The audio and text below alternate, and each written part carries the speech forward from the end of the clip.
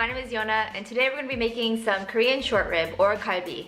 My childhood friends Irene and Brian came to visit me in San Francisco all the way from Chicago, and we had a great time just hiking Mount Tam and visiting different places in the city, and I really appreciated them making the trip out here.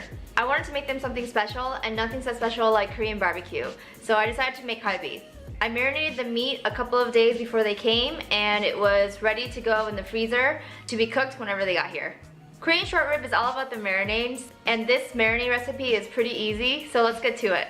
If you haven't had a chance to subscribe, please hit that subscribe button below. I'd really appreciate it. And let's get started with the cooking. I'm so crooked. Okay. Here are the ingredients that you will need for kalbi. So it's pretty straightforward. I really love Korean barbecue, and just look at that meat. That is some beautiful meat, folks. That marbling is on point. My friend Sarah Shin sent me a tip to put a wet paper towel under the cutting board and it'll keep it from sliding, and I'm sure it'll be a lot more safe this way. Thanks for the tip, Sarah. We're going to start off by chopping up some scallions. So I'm using the handy Japanese knife again, which I am in love with, and cutting up the scallions into tiny little pieces. And now it's time to make the marinade. We're going to start off with soy sauce, add in some sugar, cooking wine, water, and garlic. I also want to add some ginger. I thought I bought grated ginger, but I actually bought garlic powder, so that did not work out for me. And then scallions and a little bit of sesame oil. Mix it all up, and that's the marinade.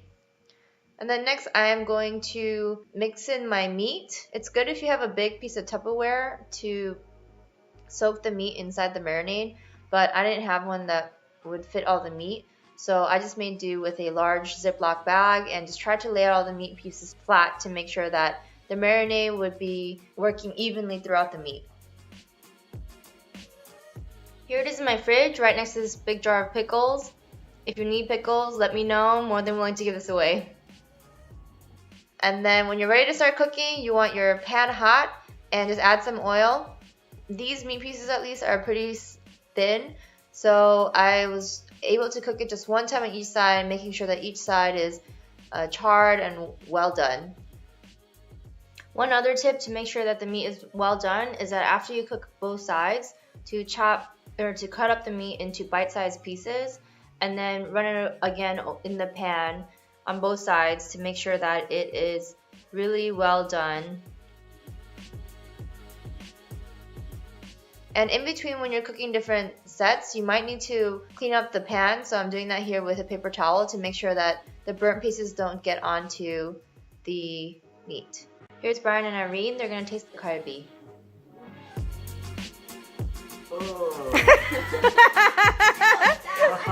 맛이 없어? 어때? 맛있어요. Is it good? That's good. 맛있어? Reaction? I can't be recorded. It's awkward. This is 쫄깃쫄깃. Mmm.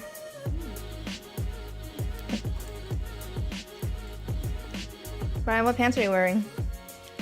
Not idiot. He was like, only film up to this button. Over here. Look at that button. Crushed.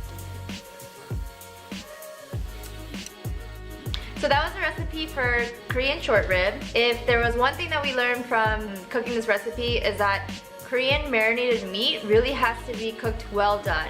You actually want the outside to be a little bit charred even to bring out the flavor of the marinade. I love medium rare for steak myself, but when it comes to this type of recipe, I think well done is the way to go. If you enjoyed the video, please hit subscribe below. Stay tuned for more Korean cooking. See you guys next time. Bye!